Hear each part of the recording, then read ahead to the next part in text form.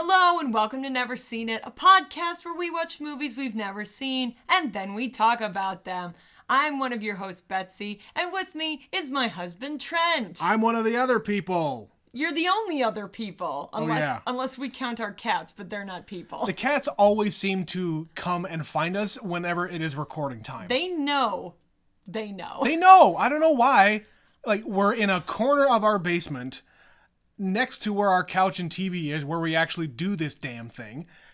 They always seem to find us whenever we start this thing. Immediately so, I don't when know. you hit record, they appear. Pretty much. And I'm sure they have come across in the recordings in the past. Tell me if you've heard them.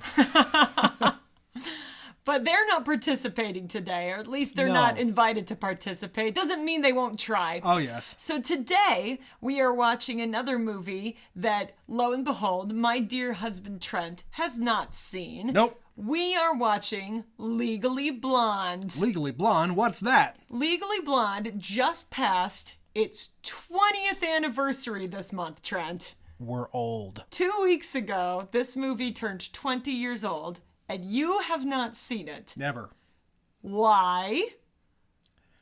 So, to be fair, I've seen portions of this movie in passing whilst on cable and in a hotel room on cable. Yes, this is a staple of cable television. Oh, yeah. It is a very, very tame movie that they can edit down to whatever is acceptable for cable television. And it's a hefty, like, hour 35 that they can stretch out to 2 hours or 2.5 hours if you really want to throw in all the commercials. It's just an easy movie that they can just throw on. That you've seen in bits and pieces. Yeah, I mean, it's a pretty easy premise. I mean, what it seems like to me, and of course, I've not seen it, I've not watched it. Yeah, what have you picked up? What do you know? What I've gleaned from media is, hey, Reese Witherspoon, who, by the way, I haven't seen in a whole lot. We'll get to that. But in this movie, I feel like she's maybe some rich bitch who is trying to get into, like, a good school, and, like, maybe somebody challenges her. Like, you couldn't possibly get into Harvard, or maybe she's doing it for a boy. I don't know. Okay. But it seems like she's the type that, okay, number one, you go to Harvard, you must have some kind of connections to get in, for one.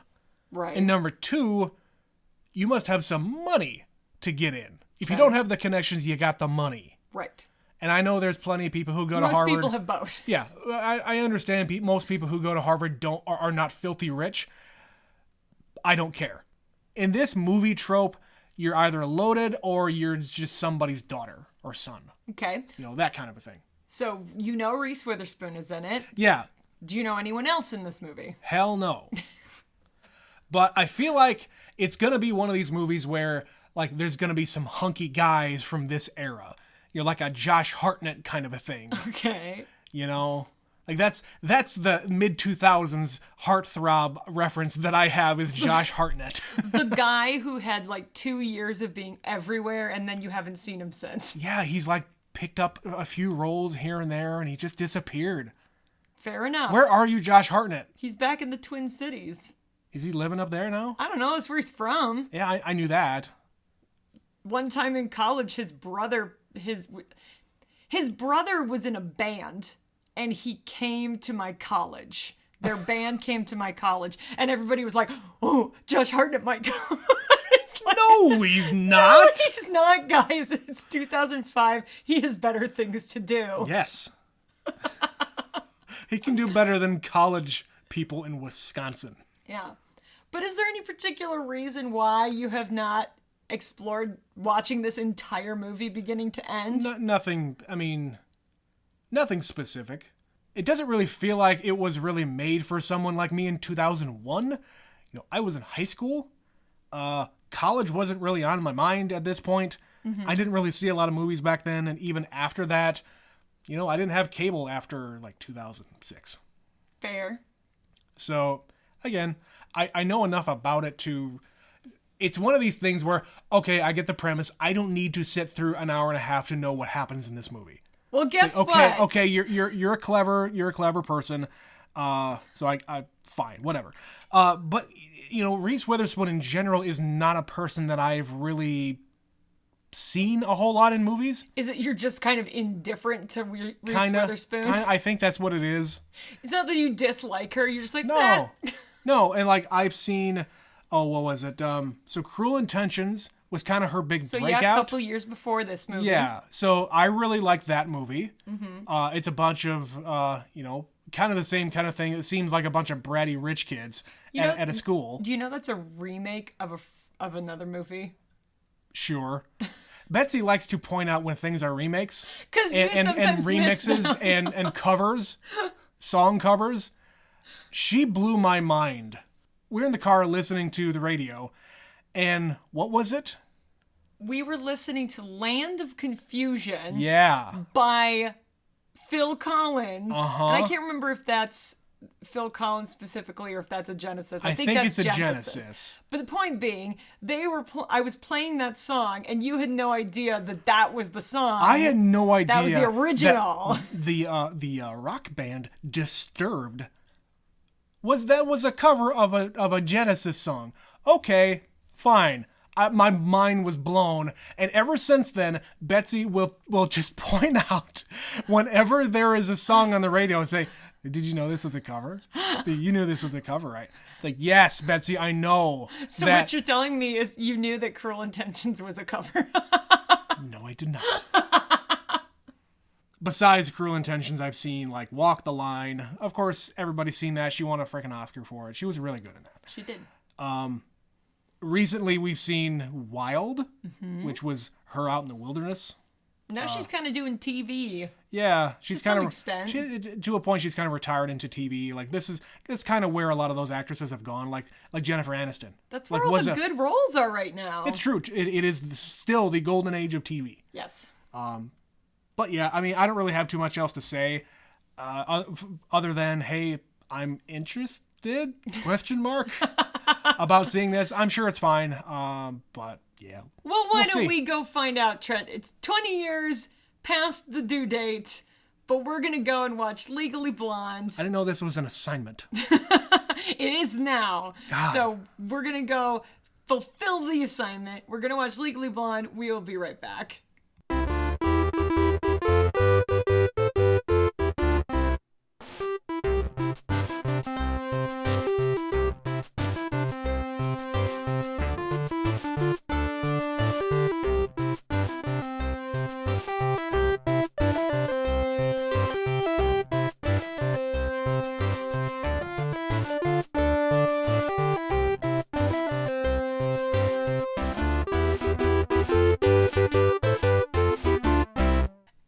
We're back. We did it, Trent. We watched Legally Blonde. Am I a lawyer now? No, that's not how it works. Damn. So immediate thoughts. What did you think of this movie? That was okay. That was good. I think I was right in a couple of things. I was wrong in a few other things. She did do it for a boy. She did. Yeah. Yes, her motivation begins because she gets dumped. Yeah. And she isn't taken seriously. Right, and she does this not necessarily to prove him wrong or better herself or just, I want to be a more serious it's just person. Plain to win him back. I'm going to be a serious person for him, not for me. But Correct. by the end, she learns to grow and learns her lesson and all that stuff. Yes, the whole point of this movie is that Elle starts by doing things, as you said, for someone else. Yeah. But she only really learns and improves when she does it for herself. Yes. Yes. And she is underestimated the entire time. Yeah. The entire time. Which they set up very well while they're in the dress shop, I guess, where they're shopping for the dress that she's going to wear on the night that she thinks she's going to be proposed to. Yes. She knows fashion, she knows business, and she knows snooty bitches who work at dress stores. Yes. Designer stores. Right. Say, oh, I love when there's a pretty blonde with daddy's plastic. Also, Nobody calls it plastic anymore. So, yes, that is one thing I will say as I was watching this. I haven't watched this in a while. Yeah. I've only seen this really a handful of times, but enough to know this movie. But watching it now, there's a few moments that feel dated. It's incredibly dated. I don't think it's like overall, but there's moments when it's so dated that it's like, oh God. It just punches you in the face. Yeah, like the plastic Yokiro thing. Taco Bell dog commercial on the goddamn TV. And this... Okay, yeah. So let's just start way at the beginning because really right. the setup is one of the things where I'm just like, oh yeah, this was made in the early 2000s. Yeah. So they're showing like little close-ups of her getting ready to go out for the day. Yeah. And they show the sorority and just the people in there. First of all, almost every one of them is blonde. Yep. Almost every single person in that sorority is a blonde. They're all wearing low-rise pants. Which was the style of the time. They're wearing crop tops. Which is the style right now. They're wearing jangly jewelry. Like, they all have the same Tiffany bracelet and necklace. Yeah. Every single one of them. It's like, what, you like wedge shoes and shit? Wedge shoes, the butterfly clips, and the spiky hair, Trent. Oh my God. I was taken back. I was taken back to high school with the butterfly clips. Yes. And then just like the pleather. Everyone wearing like bright patterns and colorful pleather. It was very colorful for sure. We were in a Ricky Martin music video. As they mentioned in part of it. And honestly, during that entire scene, what I wrote down was, so was Paris Hilton a thing yet in 2001? Yes. And because it just seemed like everybody was imitating that. I don't think it was so much that they were imitating her, but she just had her finger on the pulse of what was happening at that moment. Sure. So everybody looked that way. It was just a thing. It was just a thing. Yeah. Here's a little detail that I didn't know about this movie. I hadn't noticed about this movie that is interesting.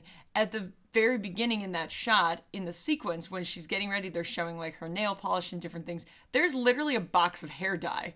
Yeah. There's a box of blonde hair dye. Yes. So I think the implication, and I would have to go back again. Branded. That's product placement right there. I would have to go back and look.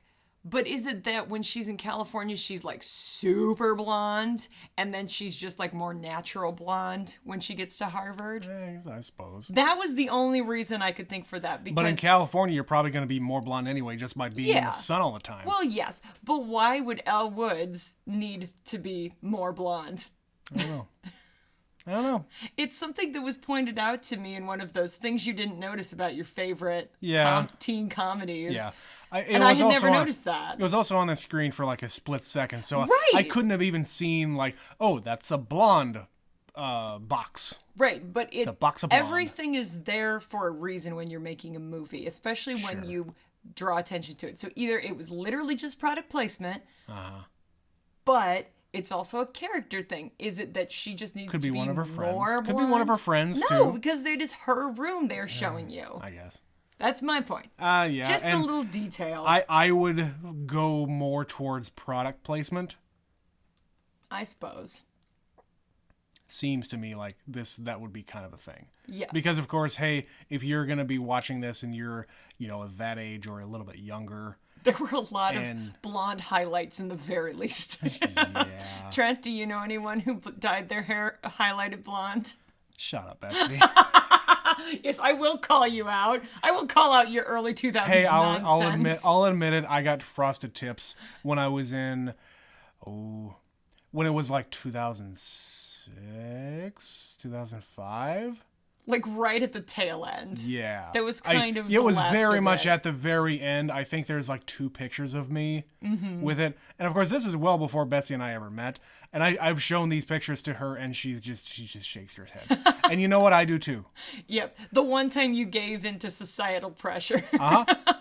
Yeah, I don't do that. I do not just go along with the crowd, but then I saw it and I thought, oh God, how can I fit in? Yep. But I did that once and never again. Right. But in 2001, Oh Yeah, boy, was yeah. it a thing. Very much so. Yep. So Yeah. we meet our protagonist, and we are led to believe she's going to get a proposal. Sure. So what was your immediate thought? Because you said out loud when Warner appeared on the screen. Literally, he's walking through the door. What did you say? I said, I don't think I have ever hated a man within like 2 seconds before, but I just did. Yes, this smarmy, greasy motherfucker. With the fucking sunglasses off his face, like just looking like, ugh. You knew he was no good. So yes, Warner shows up. He's the love of her life, and he promptly dumps her. Yeah. And Well, hold on. There's some details here we need to talk about. okay, what do you want to So talk about? they're at the table. He's talking about, okay, I'm gonna be going to Harvard. I need to really stop having fun. And, We've been having but- fun, which is to say, it is the PG-13 version of we've been fucking a lot. Fooling around and having a good time. Right. And when I'm gonna go to Harvard, I'm gonna go off by myself. He doesn't say that, but hey, I'm gonna go by myself. Yep. We're not going to have a long-term relationship. I need a serious change in my Yeah. life. My sister-in-law is going to be a Vanderbilt. And, Right. My family is full of governors and senators. So this If- is like and old this- money. And the quote here is, if I'm going to be a senator by the time I'm 30, I need to have a serious... well, sure. He wants to be another Kennedy kind of a thing because he comes from this big family. He's old money. He is the third. Yeah. One of those guys. He is old money. He wants to do the thing that everyone in his family And his does. daddy had to pull a favor to get him in there. That's right. Their daddies always have to pull a favor. They're always little shits. We'll get to a different daddy later on in the discussion here. But yeah, he had to get a favor pulled to get him in, going back to the table here. So he says, yeah, if I'm going to be a senator by the time I'm 30, I need to have a serious thing, and blah blah blah. And they do the thing where they say the complete opposite things at the same time. It's like, I'm going to break up with you, and she says, I do. Yep. Or yes, I will, or Yes. whatever it is. Yes, And- there are a few moments in this movie that are absolutely like the cliche thing you expect to happen. And of But course, it's set up that way. I knew it wasn't going to happen like that because I know about movies. And it just started. You're never going to just, he's going to propose. Yes, Yeah, exactly. happily ever after. Happily ever after credits. But it's a movie, so we don't get that. So no, she has an emotional breakdown and screams and cries in the restaurant. Is that what you call that? She just kind of squealed a little bit. She's trying not to cry, but she is absolutely just sort of squealing. She and seems like somebody sobbing. who doesn't know how to cry, because why would she ever cry? She's got like a perfect life. Yep, she's a very happy, bubbly person who grew up Oh, in Bel God. Air, across the Oh, street God. from Aaron Spelling. Okay, all right. Something about this, again, I go back to the fact that most of these people I just wouldn't really like all that much. From like a split-second judgment, yes, I'm going to be that guy right now. I apologize, it's just who I am. I can't stand very, very bubbly and happy, bubbly personalities. It annoys me. Okay, but It that's is so goddamn grating on my psyche that, like, when they were the being the girly girls at the very beginning and they're all squeeing like crazy, I'm shaking. But that's the point. They are trying to I know. set up to you. You are not supposed to take her seriously Right. at the beginning of this movie. So Sure. they just amp it up so high. Totally. So yes, I get that. I was not in sororities. I didn't really know people. I knew a few people who were, but they were not like this. No. They were not like ditzy blondes and cheerleaders Right. and The stereotypical, cliches. yes. Yeah, they wasn't like that. So I get that completely, but in the context of the movie, Sure. she is supposed to be somebody that you also think can't do it Right. and is annoying. Right. Totally. So she gets dumped and decides the best way to win him back is she needs to be taken seriously. She needs to be a serious person. And the best way to do this is she's going to go to Harvard. She just literally wakes up and goes, I'm going to go to Harvard. Yeah, and she finds this out because she finds a book with his brother and his fiance. Yes. And she was like in third year Yale or something like that. She's a law student, and she's somebody that is respected. A Vanderbilt. And a Vanderbilt. Again, old money. Yes. You know, she is the person that Elle is going to try to be. Yeah. Yes. And then, of course, we get the movie montage where she's studying. Now, here's something I literally just learned a couple days ago about this. Okay. So Elle decides she's going to go to law school. Her advisor is like, you're crazy, but okay. Yeah. And goes ahead and she makes her video and she takes the test. She stops. When she makes up her mind to do something, she does it. And she is studying for weeks. And she is told you need to get at least a 175 to get into Harvard. Yeah. She scores a 179. The highest score you can get on the LSAT is 180. Okay. So she gets an almost perfect score. She mentions she has a 4.0 average. Elle is smart. Totally. She absolutely is. But I think what I have kind of... What I've learned here is she's been inundated with this other stuff. Yeah. She's had it easy. She's had it very easy. She's taken a lot of easy classes. Yeah. You know, the things that she enjoys is fashion. And that's fine. Her passion is fashion. Right. Thank you, Betsy. And that's an easy thing. It's a great thing. You can completely have that life, and you would totally be Jennifer Coolidge if she had completely if she had followed that path. Yes. That she was on. Yeah, not to knock fashion because it is. I can't sew for shit. Like, don't get me wrong. I think. Oh, Betsy knows all about fashion. She watches all of the shows. I watch all the Project Runway. Yes. But yeah, not to shit on fashion people. Yeah. Because it is an industry unto itself. Yep. And there are a lot of really, really influential, savvy people who are in that talented. world. It's like, oh my god, very talented. Dude, I cannot sew for shit either. Like, I've seen some of these fashion shows that you've watched. I've watched them with you, and it's incredible. Like the visions. Like, yes. I don't have an artistic bone in my body except for writing. I have relatives that have it. I have a brother who knows how to really draw. I have another brother who is like very articulate, let's say. He talk good. He talk real good. Yeah, he's a damn preacher, for God's sakes. Yeah. So, and I just never got that artistic bone. I hated art class when I was in school. Like, sculpturing, I got a fucking mound of mush. You know. Sculpturing. I said, Betsy, the other brother got the talk good stuff. But I'm the one with a podcast, so hey, here we go. I showed that.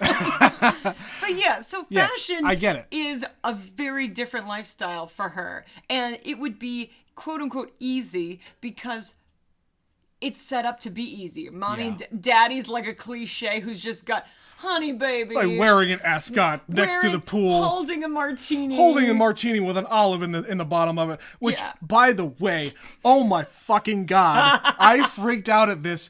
He is wearing basically the same uniform that he is at the beginning of the movie as he is at the end of the movie at the graduation. Including the fucking including the damn martini glass with the olive in it. I just screamed, is that your uniform, man? Do you just take that everywhere? Is that just attached to your fist? Lest you forget somewhere in this movie that this is a movie from the early 2000s. Right. There's just these little moments like that where it's like, we're just going to throw some stupid thing in here. You're not going to remember what he looks like, Betsy. You have to put the glass in his hand. That's how we introduced him. That's his identifier. So yeah, she wakes up, she decides she's going to go to Harvard. She gets in. What did you think of her video essay? The thing I wrote down was, how many of those shiny bikinis does she have? Because she has like 4 different colors.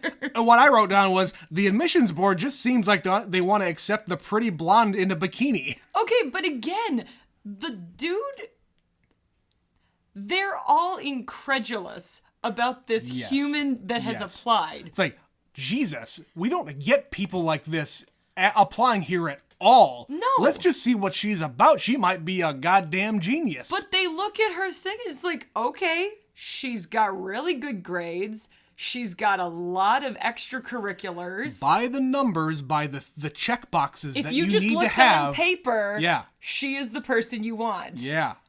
And yes, the only reason they question it is because she sends a video essay. If she had just written an essay, she probably wouldn't have been paid attention to. Sure. But they watch this video and they're like, what the hell did we just watch? This girl's got balls. Yeah, but they didn't take her seriously. Yeah. But they're like, wait, what? But again, this is what she knows, and she knows it very well. And the things that she applies herself to, she completely dives into it. Yeah, once she's in, she commits, and she does it. Yeah. Yes. So yeah, she shows up and she's very much, fish out of water. She is the one in bright pink and blue when everyone else is wearing like muted earth tones. Smart clothes. Smart people clothes, rich people clothes, yes. Sweater vests and cardigans and turtlenecks with pearls. Because, that's a combination I go out of my way to wear. Turtlenecks and a pearl necklace. Is that the opposite of turtleneck and chain? It's the female version. Yes. Yes.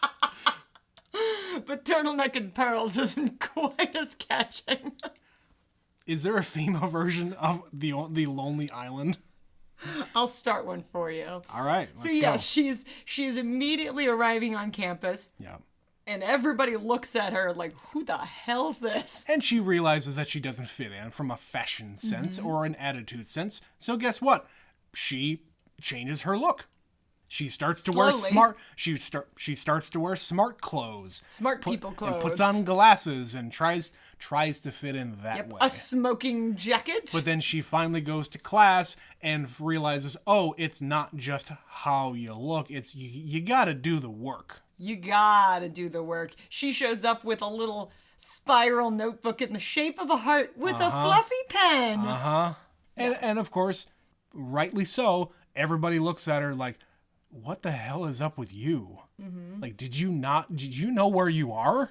I think this was the first movie I saw where everyone had a laptop. For the time it came out, that was the wave of if you didn't have a laptop, what the hell are you doing? Yeah. So that reminds me of something. So I started college, or we both graduated the same year. I started college in 2003, and my campus was one of the first in the nation that actually had campus-wide Wi-Fi. And at the time, I actually had a laptop. At the time, I spent more money on that laptop than I spent on the car I was driving at the time, by the way. Because that's what it cost in those days. Yes. So I had a very new and fancy laptop that did not have Wi-Fi. Think about that. A laptop that did not have wireless. In 2003. That doesn't even make sense. How do you use the laptop? I know. If you can't... It's just a computer. You have to hook it up with a damn cord. You remember cords? Hardline? Ethernet? Yes. So my college, one of the first in the nation that actually had Wi-Fi on the entire campus. And I had to buy a very expensive extra card to put into it to make it Wi-Fi compatible. There you go. And now everybody just does. They don't even use it. They have like an iPad, or they have their phone, or some people, like plenty of people, still use laptops because you can type better. But oh sure, I can't type for shit on an iPad. Yeah, I remember being kind of like Elle in some capacity though, because I didn't have a laptop in college. Yeah, but not everybody did. Like it was still when I was in school. There was a handful of kids that always carried the laptops around and typed like little maniacs. Yeah. Most of us still had notebooks, just a pen and paper. And the school I went to was kind of a tech school. There still wasn't a lot of people with laptops, unless they were like computer classes. No. Like you could bring that. But at the same time, they would also have computer labs. Like your computer classes were in computer labs. Right. So, I had one, but I was maybe one of a few per class. Mm-hmm. But yeah, in the context of this movie, it makes sense that they would all have them because these are all rich people. Yeah. And they would be ahead of the curve. Also, probably part of the tuition. Yeah. You probably issued one, but she didn't get it for some reason. I doubt they also they had all the issued same one. laptop. They had the same laptops, too. Which is why she got an iBook. She had an iBook, a candy-colored iBook. Remember those guys? Oh my God, Trent. Uh-huh. That was such a flashback seeing that computer again. Uh-huh. Because it went from the really big Apple computer with the see-through, kind of brightly colored. It was a big-ass chunk. Yeah, chunky computer. And then you got the sleek version of it, which was the iBook. Yeah.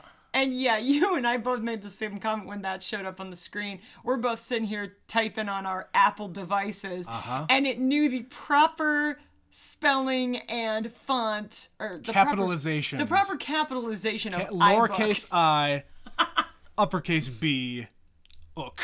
Yes. Apple knows their history. Yes. So Elle shows up. She's unprepared. She gets called out. She gets kicked out. Yeah. And she is. But before that, she meets up with an old friend. Well, so to speak. If you speak. remember, Reese Witherspoon and Selma Blair don't really interact. They don't, but they were in the same. Intentions. They're in the same movie. It's close enough. But yes, I understand they were in the same movie, and yes, Selma Blair is an uppity bitch in this. To start. To begin with, she's an uppity bitch. Sure. Vivian Kensington. Kensington sounds like a rich bitch name. I'm sorry. Vivian Kensington. Oh yeah. Oh yeah, they nailed it with the rich people names in this. It's always like, Thurston Effington Moore. Thurston Moore is the guy from Sonic Youth, and I always thought, like, what are you, some like. Whose son are you? Whose son are you that you're called Thurston Moore? Right. Are you like Benjamin Moore? Yeah, like are you the son of the Benjamin Moore? On Gilligan's Island, Thurston Howell. Thurston Howell. The third.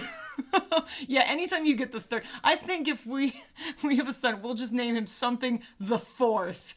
Right. There's not been other. Just skip it. Who cares? Nobody checks. Who's looking? Nobody checks. Who is your father? The third.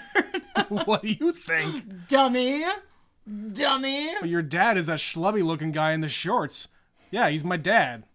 He's the third. We call him the third. A third of what?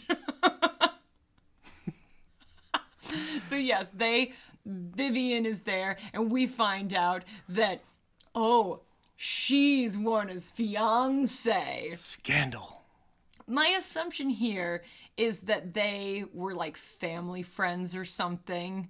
They said in the movie. Oh, they did? Yeah, they said that they knew each other from like a prep school or something. There it is. Yeah. Okay, yeah. They were friends from before. They had some history. Yes. She's the right kind of woman. Uh-huh. And so she gets the big Harry Winston diamond.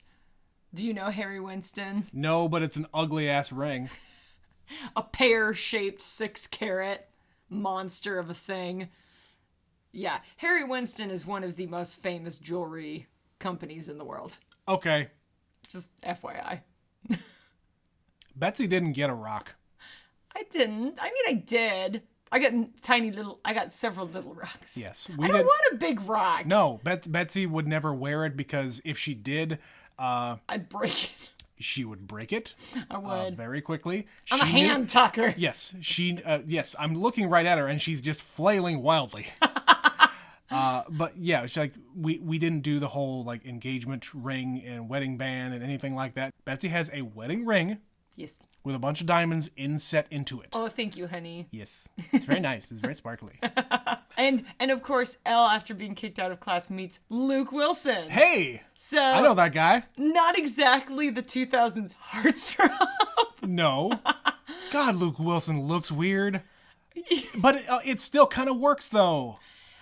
I don't know what it is about Luke Wilson and his whole thing. I still think he's a handsome dude. He's not unattractive, but he's not conventionally He's better handsome. than Owen. Owen Wilson looks like a gargoyle most times. And Luke Wilson, I've seen him in the Royal Tenenbaums. Yep. He looks good, especially with a buzzed head. Well, this is about the same time. Yes, it is. 2001. Yeah. Yeah. He's not a conventionally handsome man, but he's charming. He is. Luke Wilson has charm. 100%. Which is why I think he works in this movie. He totally does. And he seems like the kind of guy who would be, a law guy. Mm-hmm. Law talking guy. A law man. A law talker man. Yes. But of course, after all of that happens, Elle has a bit of a breakdown, and she goes for a little therapy, and she meets her new best friend, Jennifer Coolidge. That's right, Jennifer Coolidge. All right, should we explain our stolen impressions of Jennifer Coolidge? I have stolen nothing, sir, except from Jennifer Coolidge. Yes, she's one of those women. Depending on which one you saw first, if you saw this one or you saw American Pie. Yeah. American Pie predates this. American Pie, she's barely a character. Right, she has like 3 lines. They talk about her, but Yes. she's not really in it. Yes. This was the first movie that people really went, I know who Jennifer Coolidge is. Yeah.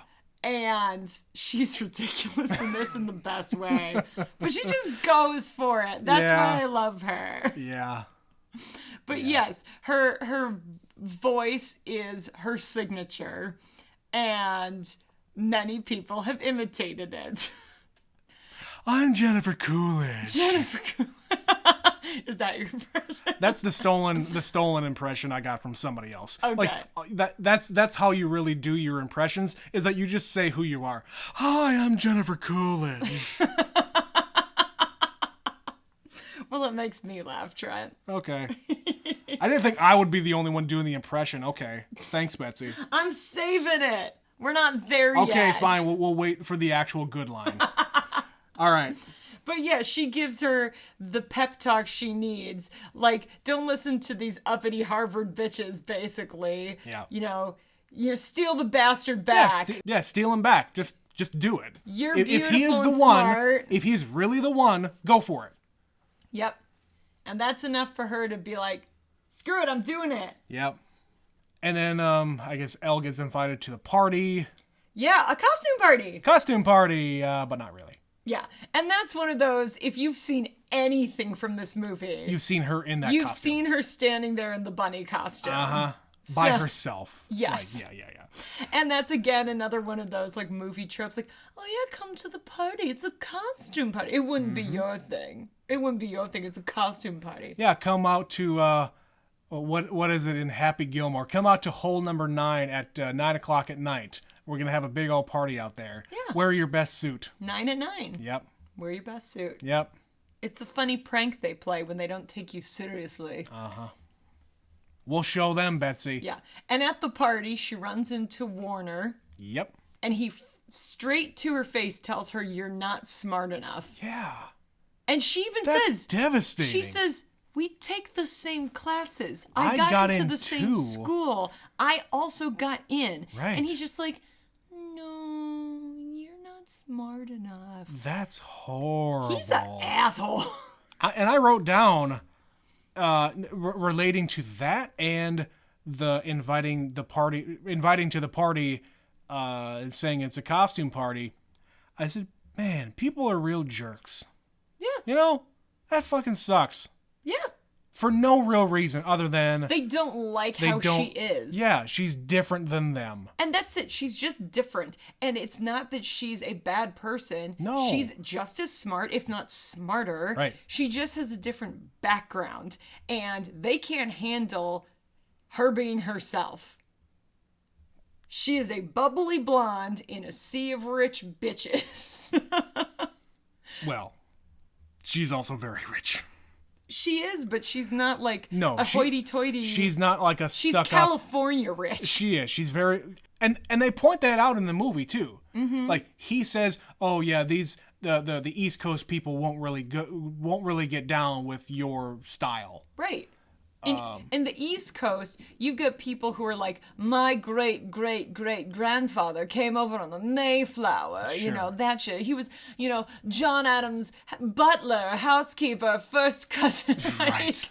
They all have some claim to fame that is not their own. It's like some distant relation, but they've got such history that it's all about the family and the decades and centuries. In California, it's more new. It's and very shiny and bright. Yeah. Like Elle. Yes. Like very. Elle. Very. But yeah, they're mean to her. And they all underestimate her. And every step of the way, they're just like, why don't you go to a spa or something? Like, they do that. None of the rest of them do that naturally. And you have to pull back if you are not used to that. And I mean, I'm sure you and I say things that make us sound like stupid northern rubes to somebody else from other places. Oh, you betcha. Yeah, like it's that kind of thing that means nothing to us. It's just talking. Yep. And I say that a lot. Don't you? Yeah, no. Yeah. No. Yeah, no. We could give you an entire... Look it up, guys. There's an entire language you have to understand about yes and no and what they actually mean in the Midwest. Yeah. But yes, she's embarrassed. She is surprised at the way he treats her. But she immediately... Again, she turns it on immediately. Yep. She's still in the fucking costume. And she goes to the store to buy the candy-colored iBook. Buys the candy-colored iBook. And she starts... speaking up in class, and she's doing the reading, and she's proving her point, and she is lawyering, and she is doing well and excelling, and people are surprised. But they shouldn't be. Yeah. Because it was there the whole time. Yeah. They're just bitches.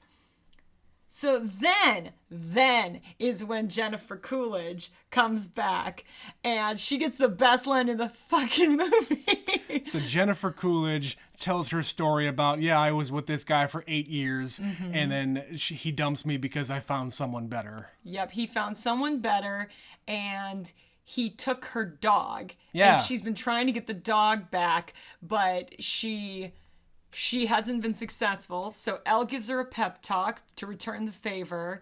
And when she's not doing well, Elle goes over and puts on her smart lady glasses and says, I'm her lawyer, and here's a bunch of legal mumbo jumbo that you won't understand, but it sounds good. And basically says, you had a common law marriage. She is entitled to something. You're keeping the trailer, and she's taking her canine companion. Yes. And then she says, what the hell does that mean? I'm taking the dog, dumbass. Is that what you wanted? Thank you. I needed that. And our listeners needed that too. Thank you. It's the best line in the movie where she just turns it on and she's just at her most Jennifer Coolidge. It's that breathy, in the back of her throat. Yeah. It's that thing. I don't even know if she knows she does it. It's just how she talks. Yeah. You haven't watched this other movie she's in. Is it the hot dog thing? No, that's in the second movie. Oh, God, really? That's in Legally Blonde, too. Oh, fuck. Yeah, it's where she's just like, you look like the 4th of July. Makes me want a hot dog real bad. It's that one, but no, she's in a couple of the Christopher Guest movies. Oh, yeah. She's in the Best of Show? She's in Best of Show. Yeah. And she's also in one called For Your Consideration, where she is the producer of the movie. And she does not have a clue what she's doing. She's just there to sign the checks. And they're doing this mockumentary style. So they're interviewing everybody involved with the project. And basically the premise is they're getting a lot of rumblings that they'll be considered come awards season. And she's the producer, and she gets on the set, and she's just like, the producer has to pay for ridiculous things sometimes, like snacks.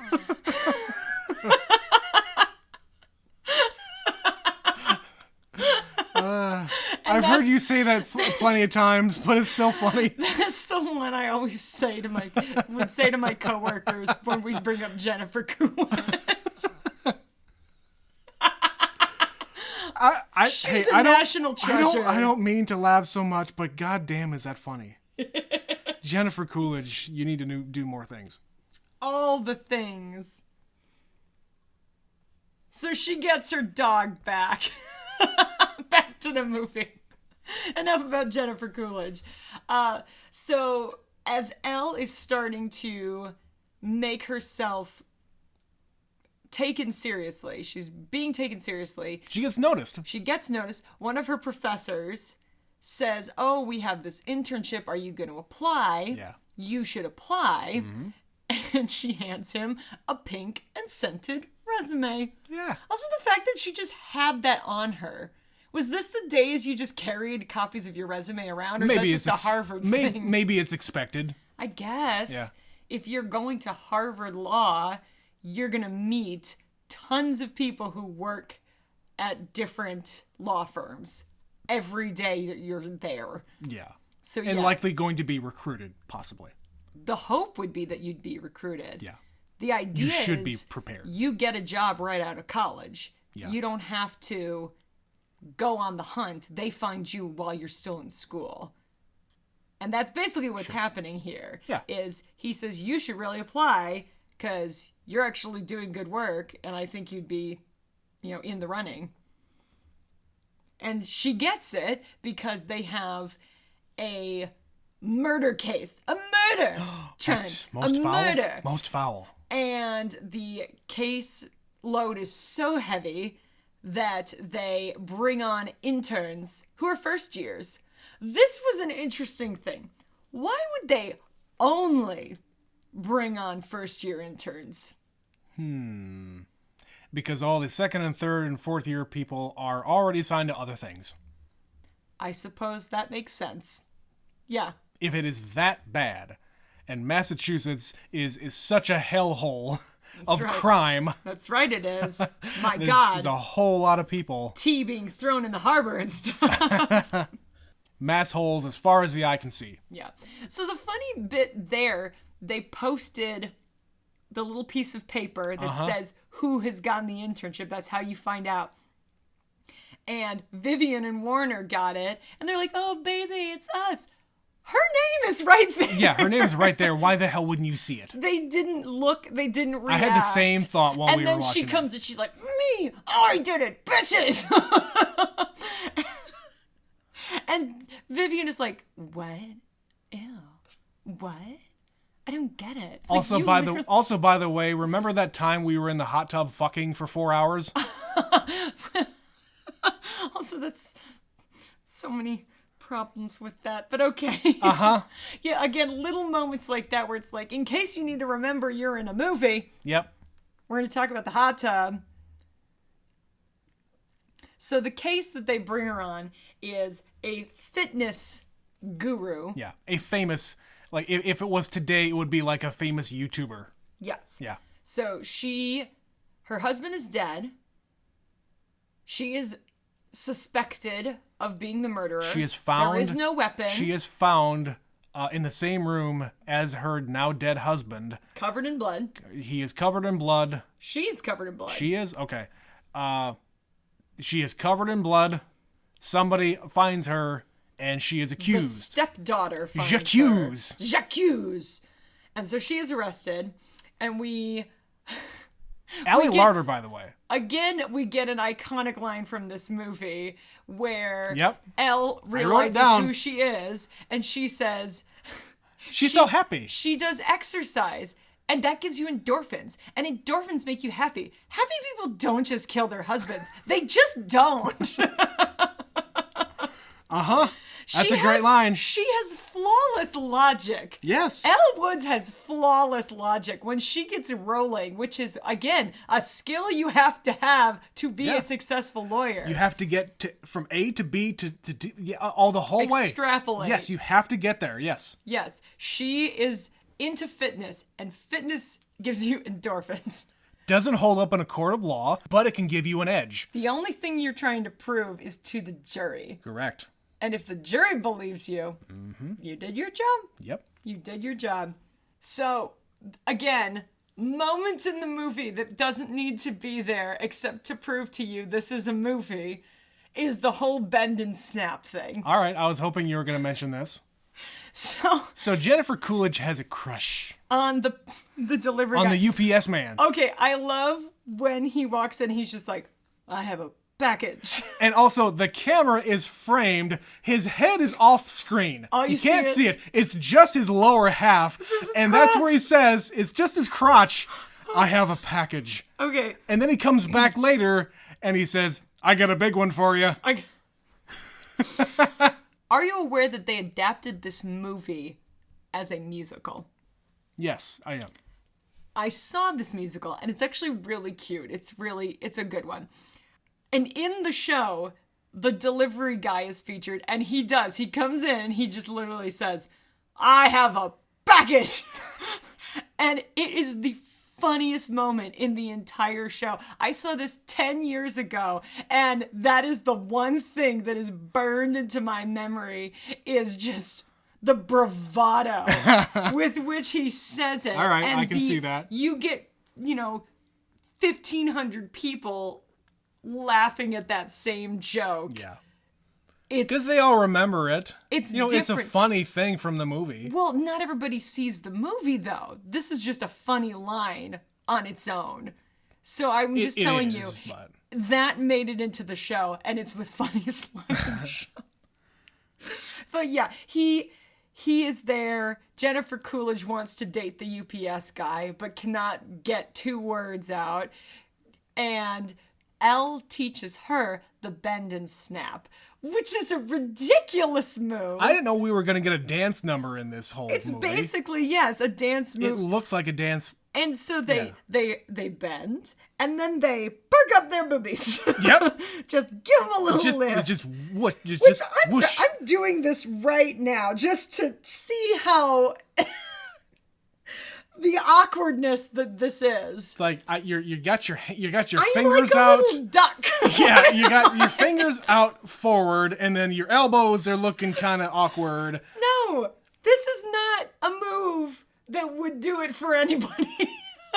Speak for yourself. I already got you. But would I have... But it wasn't because of that. Would I have drawn you in with the bend and snap? No.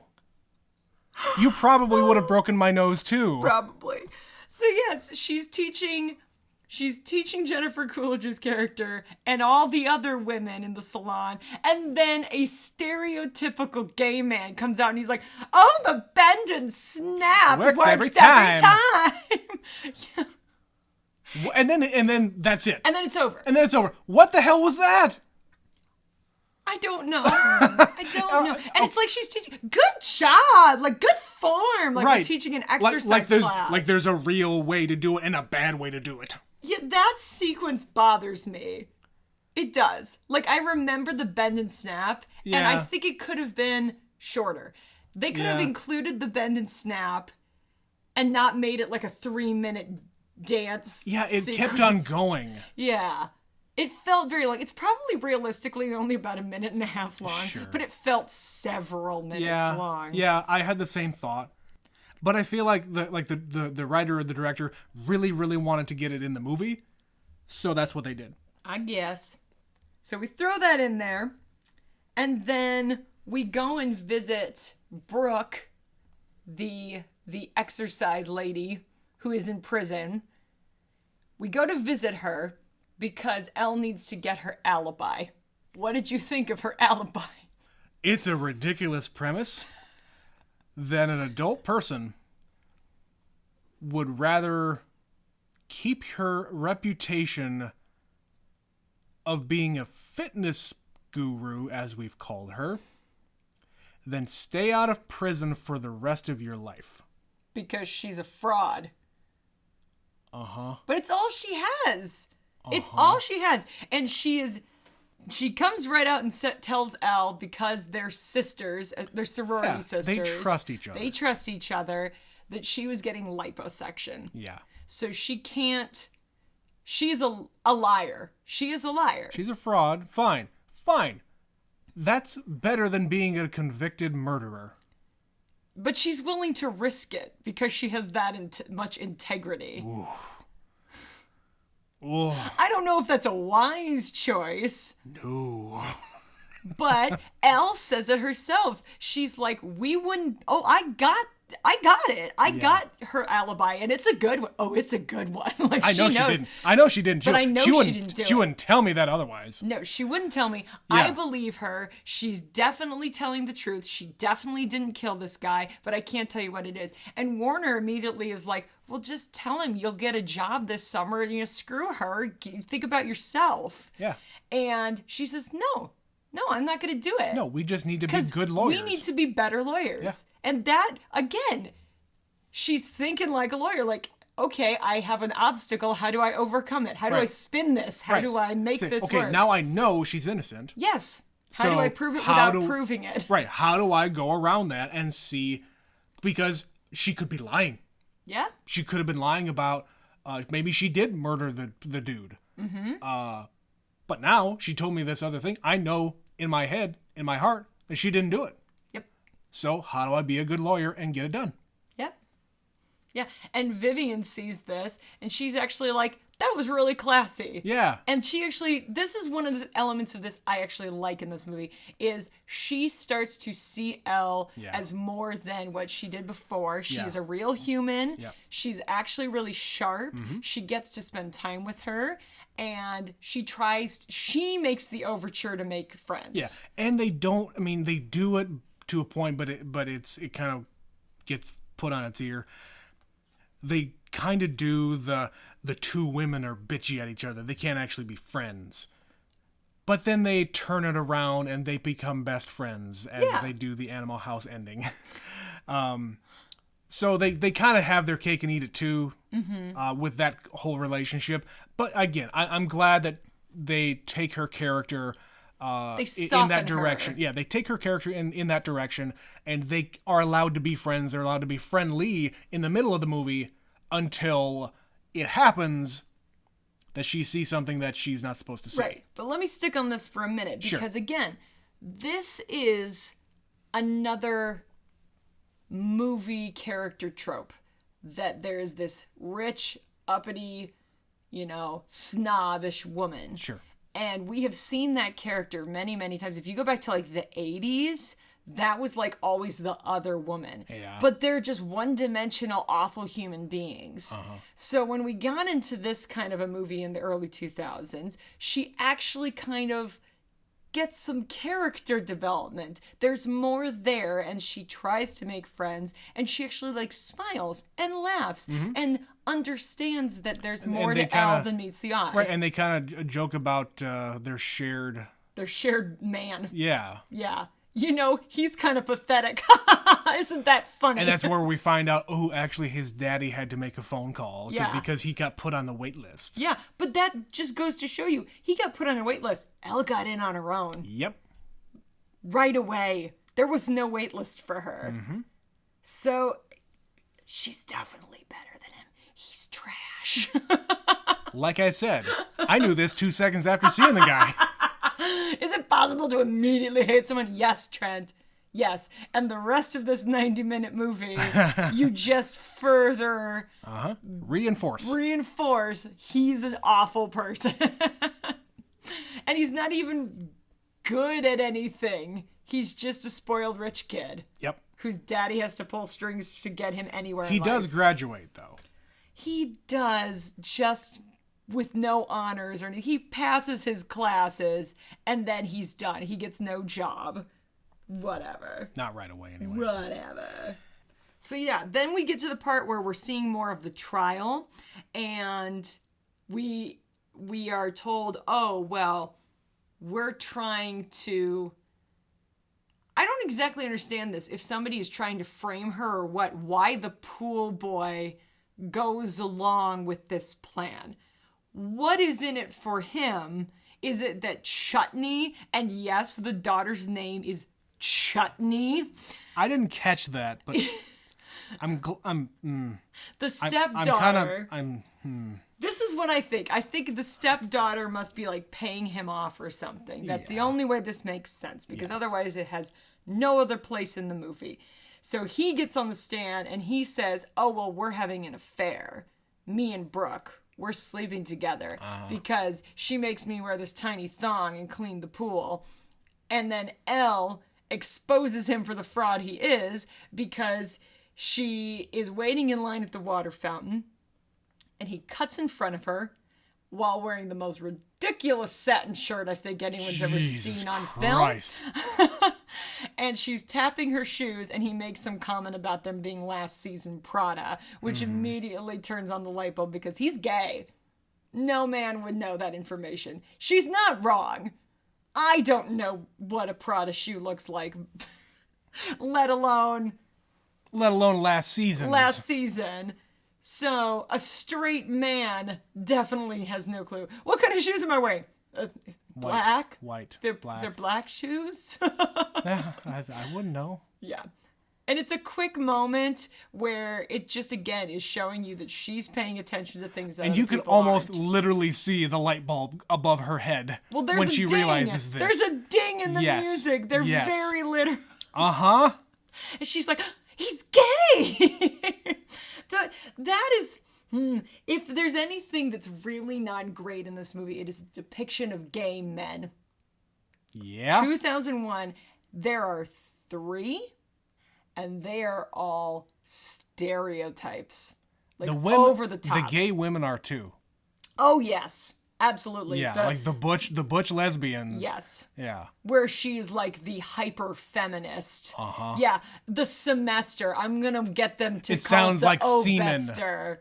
The next Ovester. Okay, come on. I have never met the most raging feminists in my life. Would never be that raging. No. Like, that's just stupid. And they know it's stupid. Right. I mean, 2001, I get it. They're trying to have representation, but it's used as a joke, not as a real human. Yeah. So, yes, the pool man, the pool boy, is just also the really fact that they just extra. keep on calling him the pool boy when they're in the lawyer's office. Yep. Like, he has a name. He does. Salvatore or something. Whatever. Stop calling him. That's such a cliche. Come Yeah. on. Yeah, that's a little lazy. The pool boy. Yeah. Yeah. But they out him. He's gay. His boyfriend storms off in a huff. Yes. They've ruined a relationship in the process. Also, Luke Wilson got that out of him very, very easy. Oh, yeah. He just, that's a lawyer trick. You just Yeah. rapid fire questions and you think you're ready for the next thing and you're not. Yep. What's your boyfriend's name? Yeah. Yeah. Yep. How many dates have you gone on? Several. Where did you go? Somewhere she wouldn't know us. This. What's your boyfriend's name? Chuck. Oh, thank you. Goodbye. Yep. No further questions, Your No further Honor. questions. And because she's right, Callahan once again is like, let's talk about you. I didn't listen to you, because he kind of blew her off when she said he's gay. But Luke Wilson was like, let's go with this and see. I'll handle this. Yeah. Let me take care of this. Let me take care of this. And so she's right, and her professor says, oh yeah, that was right. I was wrong. You've got good intuition. Come sit down. Come sit down. And he makes a pass at her. And he's married. He has a ring on. And he just puts his hand right on her knee. Let me tell you, there's like so many things wrong with this. And of course, Vivian sees it. And once again, she makes an assumption about Elle. Elle only got here. Obviously, it makes so much sense. She slept with the professor. Yep.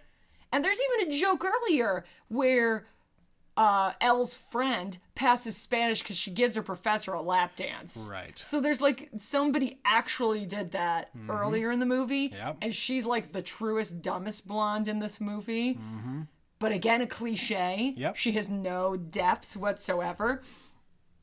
And then when it happens to Elle, she's immediately, well, yeah, you're that girl. Sure. Yeah. And that sucks because that happens all the time. And it's bullshit. So, yeah, Vivian stops her in the elevator and is just like, well, now I get it. Now it all makes sense. Maybe you should go fuck the jury. Yeah. then so we'll win this case. Yeah, it's gross. It's gross. Yeah, that sucks. But she walks out. Luke Wilson stops her and says, "No, you shouldn't quit. Don't quit. Don't. Then she goes to for one last session with Jennifer Coolidge. Yep. Says goodbye. But then her other professor, the mean battle axe from earlier, Holland Taylor. Yeah. She says, "You know what? I thought you were better than this.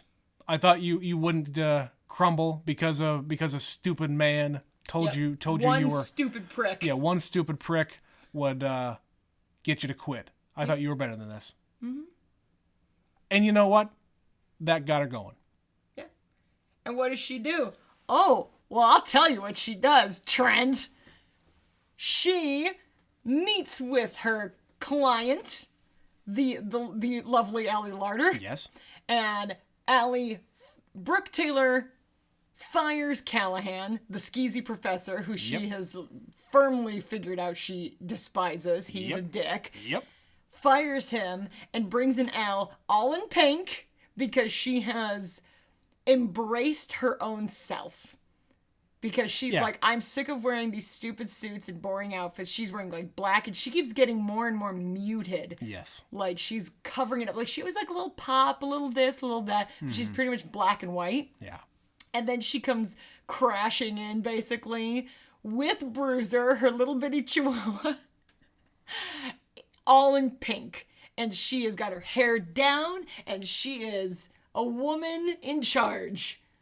Indeed. So she comes in, and because there is a law on the books in Massachusetts, she is able to practice law under the supervision of a licensed lawyer. Someone who has a law license in Massachusetts can supervise her as a student, and she can practice law. So lawman Luke Wilson comes to save the day, saying, hey, I'll supervise, and then you, Callahan, go sit down. And of course, the other attorney is I love it. Yeah, Let's the prosecutor says, yes, please, by all means. I am all in favor of this charade. Yes. And she has kind of a slow start. Mm-hmm. She doesn't really know all the proceedings, and she's like, quoting legal mumbo jumbo. Yeah, quoting a bunch of stuff to the judge, and it's like, I already know all this stuff. You need to talk to the witness or talk to the jury. Yep. It's like, okay, all right, I'll get to it here. Here's my questions to this person, and the person in question is the stepdaughter Chutney, played by Linda Cardellini. So this was again with right around horrible hair, right around the time of Freaks and Geeks. So she was still pretty much an up and comer. Yep. Yes, she has horrible hair, but it's a plot point. And of course, you saw it the first time. Yeah. She appeared on the screen. She was only on screen for like half a second while she was on the stand talking about other stuff. Yep. And I was like, oh my God, hair. Yeah. And then that was it. Yep. But she's on the stand later, and I wonder if that's a mistake, because it seems unusual they would bring the same person up to question them twice. Oh, no, not really. Really? No. Okay. So they brought her up once, they bring her back, and she keeps saying her alibi is she was in the shower. She was in the shower. She couldn't hear the gunshot because she was in the shower. Yep. Where it's wet and loud, and she was in the shower. Yes. In the shower. Shower, Trent. They say the word shower. Drink every time they say the word shower. I'm drunk. You'll be very drunk. And Elle, again, because she has an unconventional background, knows that the cardinal rule of getting a perm is you can't get your hair wet. And she had asked her what she did earlier in the day, and she says, I got a perm. And so it's like, no. You can't have gotten a perm. How many perms have you gotten in your life? Yeah. Like 30. Yeah, 2 a year since I was 15. Yep. Which, okay, that's a life choice you've committed to. Like, you are really committed to that look if you've done it that often. Yeah. Do people still get perms in that? Like, they do, but they're like, they're less like more muted, teeny curls. Yeah, it's more muted and just like some. She had a very waves. 80s, 90s perm. Yeah. Did I ever tell you my sister got a perm once? No. I don't think there's photographic evidence of this, but I seem to recall it happened at least once. I knew some girls growing up who got perms, and they were not good. My mom had perms. You've seen these, have you My not? my mother like has the had very round 80s perm. My mother has had plenty of perms. Yeah. Yeah, until she decided to go short. The 1980s were an interesting time. For women's hair, oh yeah. So, yeah, it doesn't really make a whole lot of sense for a modern day woman in 2001 to be, who's a grown adult. She's an adult woman. Yeah, she's the same age as the person that her dad married. So she is around 30, and that is a choice. It's a choice, to for still sure. be getting a perm at that age. But, of course, her alibi immediately falls apart because Elle switches it on and, verbally beats it out of her. Like, you did it. You did it. You did it. You killed him. Yep. You did it. And she screams, I thought it was you coming through the door. I didn't mean to kill him. I thought it was you. I thought I wanted to kill Allie Larder and not my own father. Yeah. And again, there's not a whole lot to this. She's not a very dimensional character. We don't get a whole lot of the trial, why we should care or who these people are. It's just, again, a reason for us to root for Elle. Sure. But by the end, she's very savvy and she wins the case and her client is set free because she didn't have to reveal her alibi, even though she could have just done it and called it a day. Sure. They could have not even gone to trial. Right. But where would that have left you? There would be no justice served, Trent. This way, justice was served. And a career ruined. That's right. And a perm. Because they don't do perms in prison. They don't. Is that the tagline to this episode? They don't do perms in prison. Or maybe the tagline for the sequel. What is this tagline to the sequel? I feel like I know this. I think it's red, white, and blonde. Yeah. Yeah. That's it. So she wins, she finishes school, we jump to graduation, and she is now so respected by her peers that she is the selected speaker Yes. by her class to speak at graduation. And what does she talk about, Trent? She talks about having a strong sense of self. Yeah. Believing in yourself and knowing who you are and not letting anybody else tell you that that's wrong. Yeah. So if you take anything away from this movie and why it is a beloved movie by a lot of people, yes, it has its little problems and things, but Elle is really smart. She knows who she is. She knows what she wants and she knows how to get it. Yeah. And she literally gives like the summary in her speech, like, know who you are, guys. And don't be afraid of it. Aristotle had it wrong. Yep. Yeah. Yeah. Yeah, I'm totally down with it. It was a good movie. Yeah. And then she gets to be best friends with Vivian. Warner gets nothing. And then they're getting engaged. Her and Luke Wilson, whose name is Emmett. Why is his name Emmett? Another old-timey name. Yeah, that one's not a bad name. Yes. So she and Emmett are getting engaged tonight. Tonight. Yeah. Tonight's the night. That's right. So that thing at the beginning of the movie that she wanted to happen and was like, I'm not sure it's going to happen, but it's definitely going to happen. And then she got dumped. It's going to happen at the end of the movie, after the movie. She just had to wait 3 years and be riddled with massive student debt in order to have that happen. Listen, Dad showed up at the graduation with the martini in hand. He's there with the checkbook. I suppose you're right. Fucking rich, Why- fucking rich kids. Why is he at graduation with a martini? Why? I honestly think it is you wouldn't have recognized him without him having it.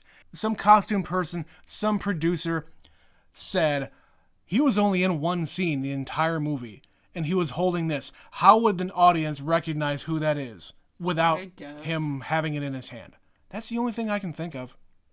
It's, again, in case you forgot, this is a silly little movie we've made. Oh, yes. Here's a silly little man holding a glass. Jesus. But then, like I said, we get the Animal House ending. We hear about what happens to everybody. Do you like when movies do that? Do you hate it, or is it somewhere in between? Depends on the movie. And what about this movie? I think it fits.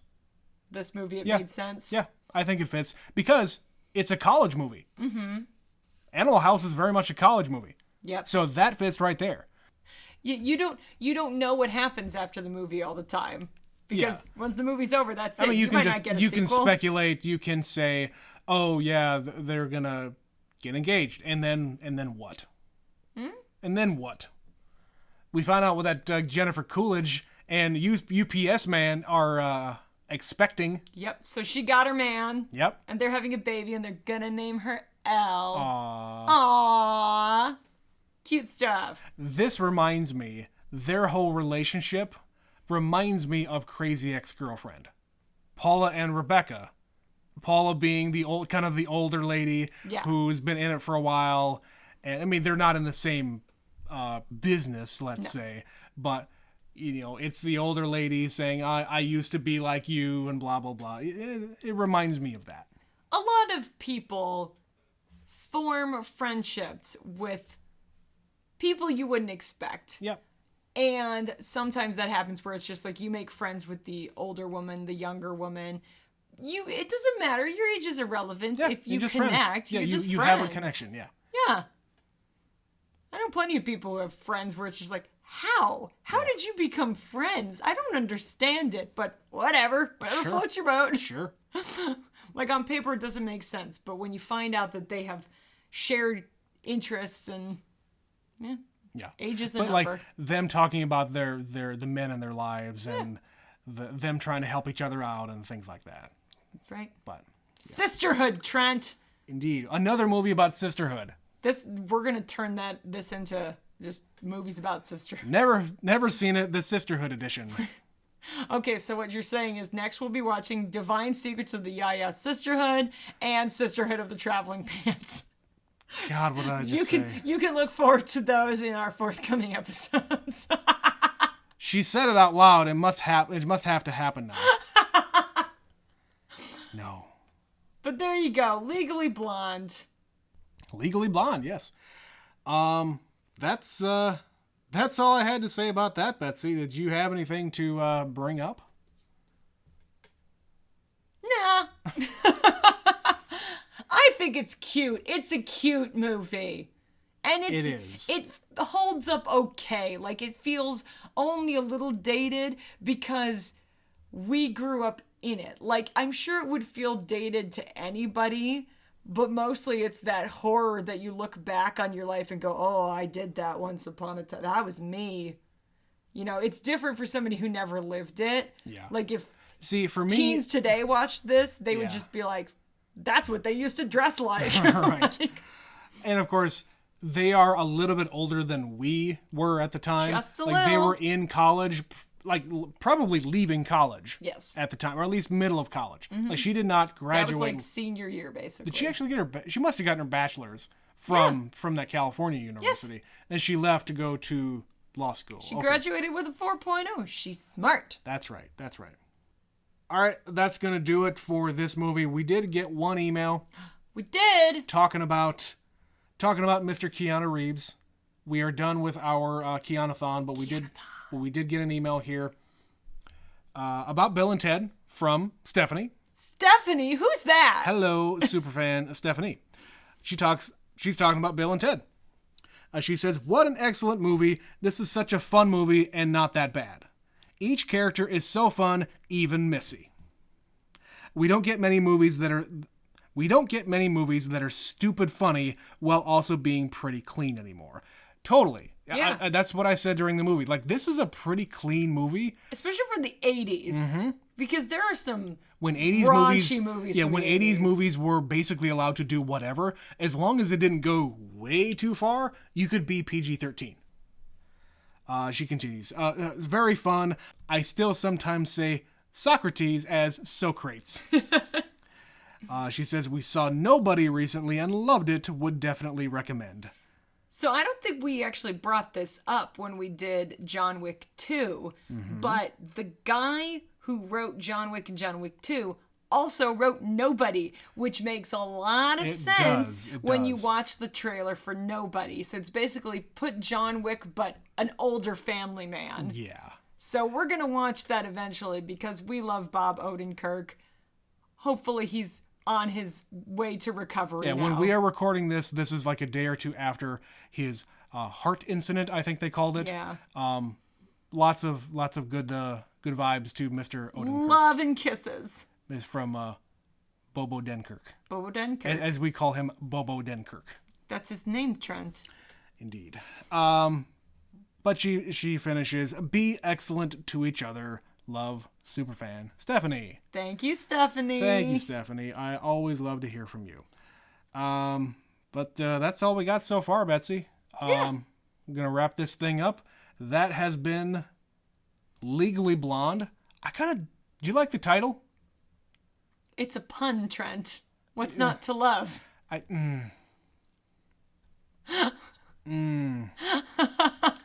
I could take it or leave it.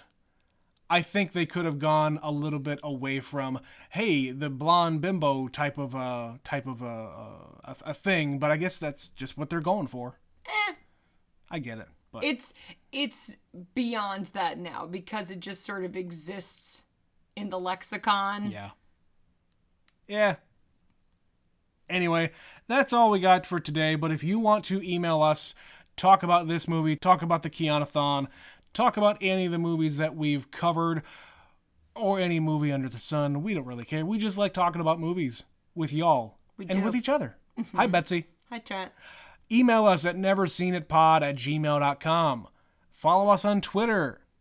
Our Twitter handle, as they say. Do you still say handles? I don't know. Is that just a trucker term? Sure. What's your handle? I don't know. Our handle is neverseenit_pod. Follow us there. Tweet at us. Like our shit. I don't care. If you know us personally, send us a text message or We've been getting more of those lately. Yeah. Send us any kind of Y'all message. stopping me on the street. Everybody I know who I'm finding out is listening. I thank you.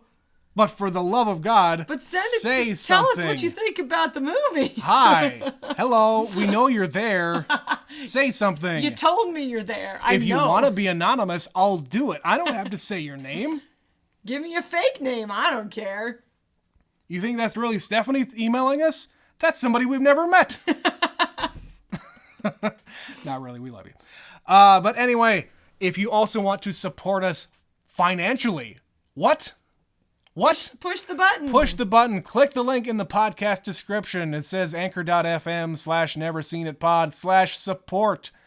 It's a really long URL, but damn it, you can just hit it on your phone. It'll come up a thing and says, hey, give me money, and it works. Button it works. Thing. That's all I got, Betsy. That's it. That's been Never Seen It. We'll see you next time. I've been Trent. What's the line from Jennifer Coolidge? I'm taking the dog, dumbass. We'll see you next time.